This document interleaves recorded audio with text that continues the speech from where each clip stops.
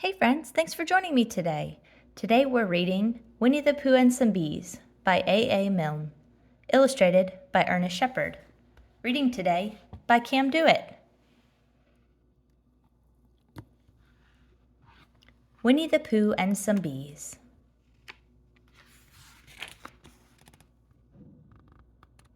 Here is Edward Bear coming downstairs now. Bump, bump, bump on the back of his head, behind Christopher Robin. It is, as far as he knows, the only way of coming downstairs.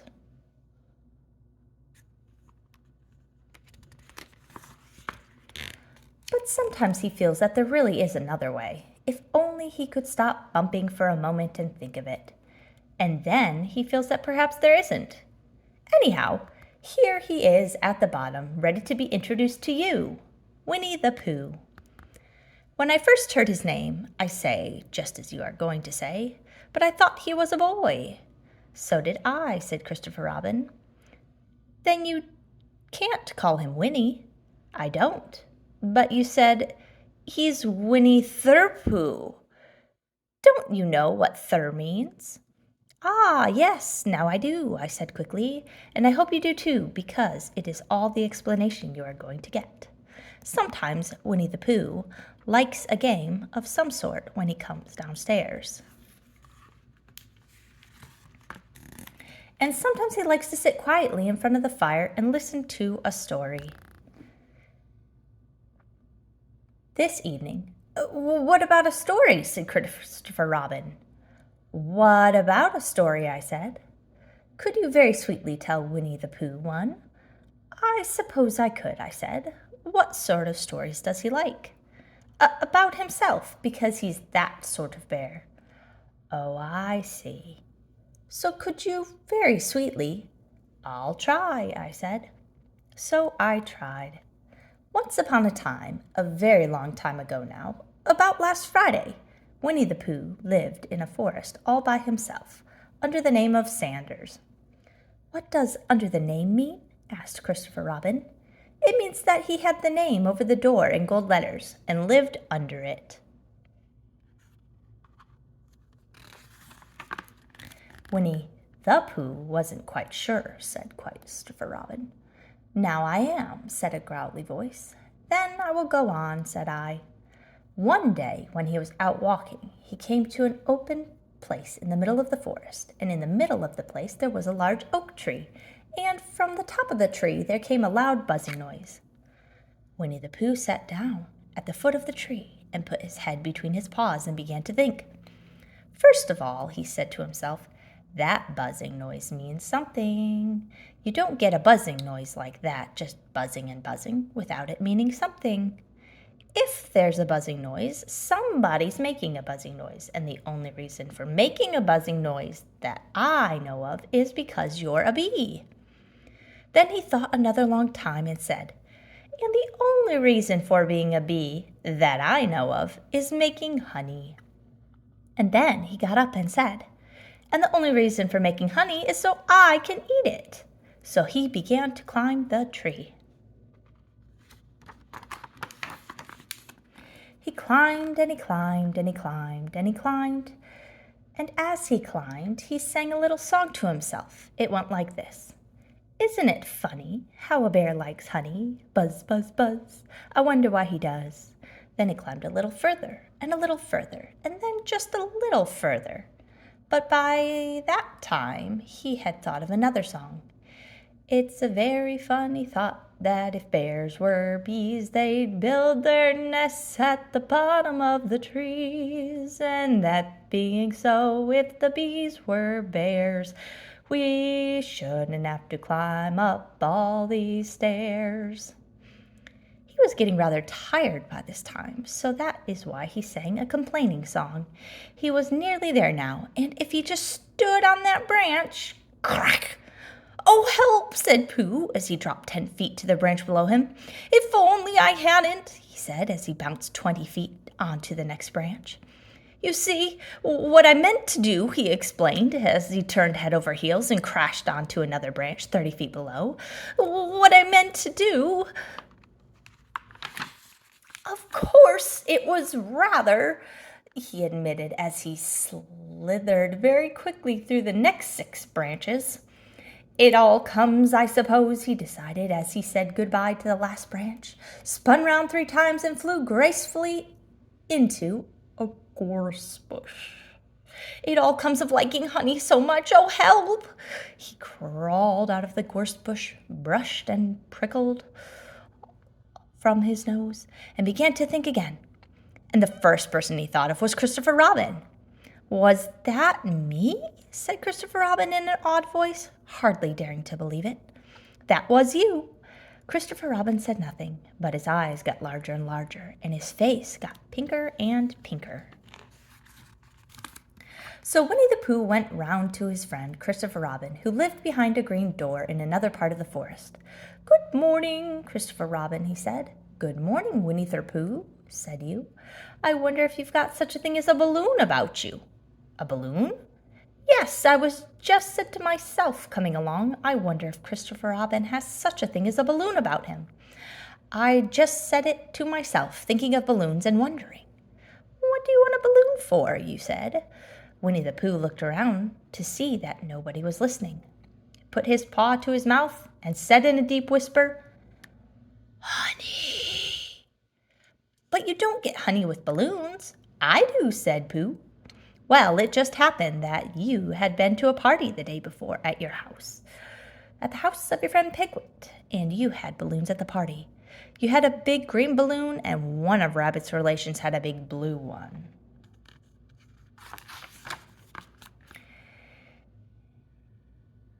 And had left it behind, being really too young to go to a party at all, and so you had brought the green one and the blue one home with you. Which one would you like? You asked Pooh. He put his head between his paws and thought very carefully. It's like this, he said. When you go after honey with a balloon, the great thing is not to let the bees know you're coming.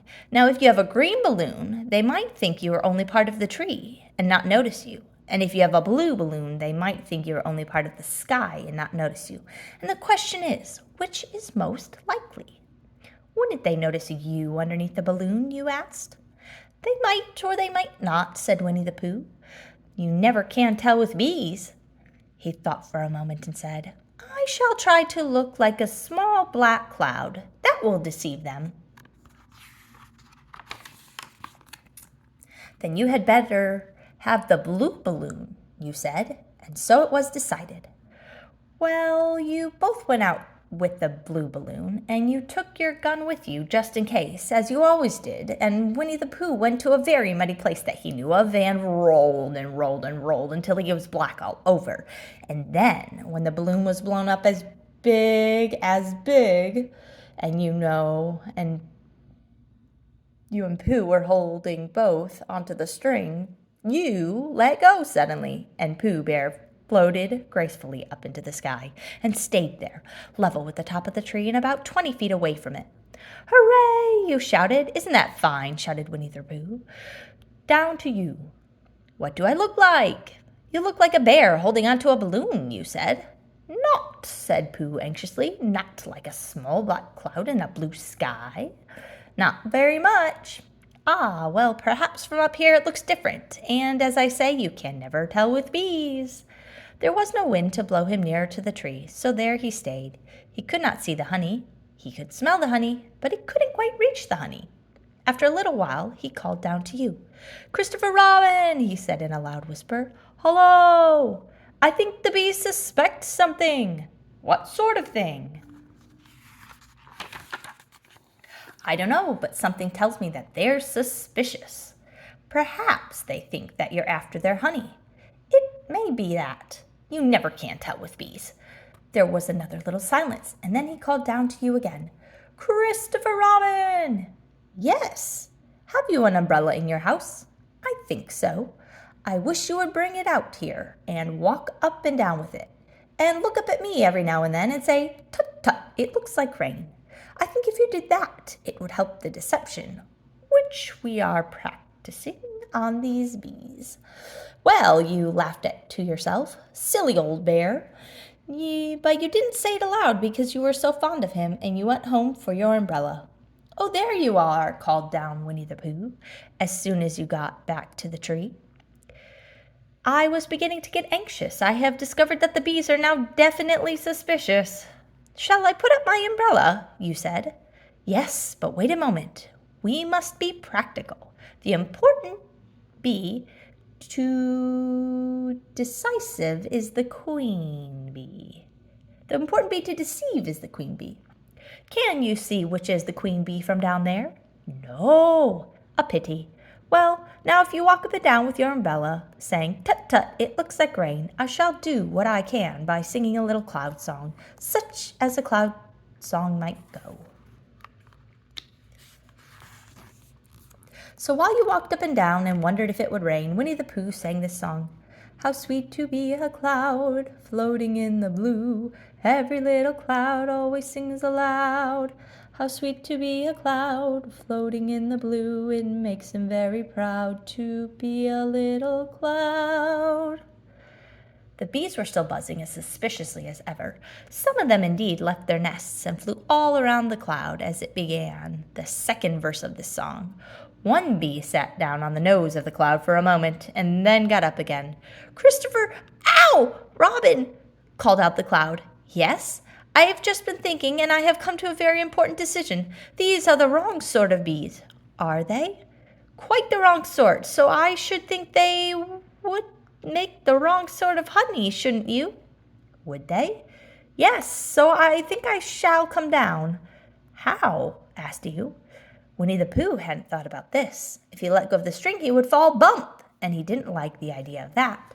So he thought for a long time, and then he said, "Christopher Robin, you must shoot the balloon with your gun. Have you got your gun?" "Of course I have," you said. "But if I do that, it will spoil the balloon," you said.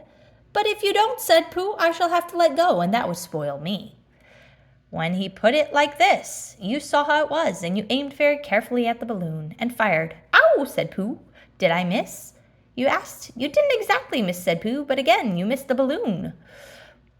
"I'm so sorry," you said, and you fired again, and this time you hit the balloon, and the air slowly came out, and Winnie the Pooh floated down to the ground.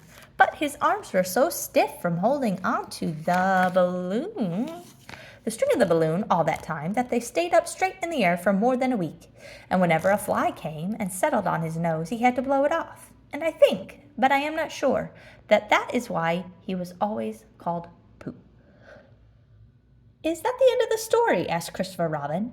"That's the end of that one. There are others, about Pooh and me, about Piglet and Rabbit and all of you. Don't you remember?" "I do remember, and then when I try to remember, I forget. That day when Pooh and Piglet tried to catch a heffalump, they didn't catch it, did they?" "No, Pooh couldn't because he hasn't any brain. Did I catch it?" "Well, that comes into the story." Christopher Robin nodded. "I do remember," he said, "only Pooh doesn't very well, so that's why he likes having it told to him again. Because then it's a real story and not just a remembering." "That's just how I feel," I said. Christopher Robin gave a deep sigh, picked his bear up by the leg, and walked off to the door, trailing Pooh behind him. At the door he turned and said, "Coming to see me have my bath?" "I might," I said. "I didn't hurt him when I shot him, did I?" "Not a bit." He nodded and went out, and in a moment I heard Winnie the Pooh, bump, bump, bump, going down up the stairs behind him. This concludes today's reading of Winnie the Pooh and Some Bees. If you've enjoyed this reading time, please subscribe to my channel, like this, and most importantly, share with a friend. See you again next time.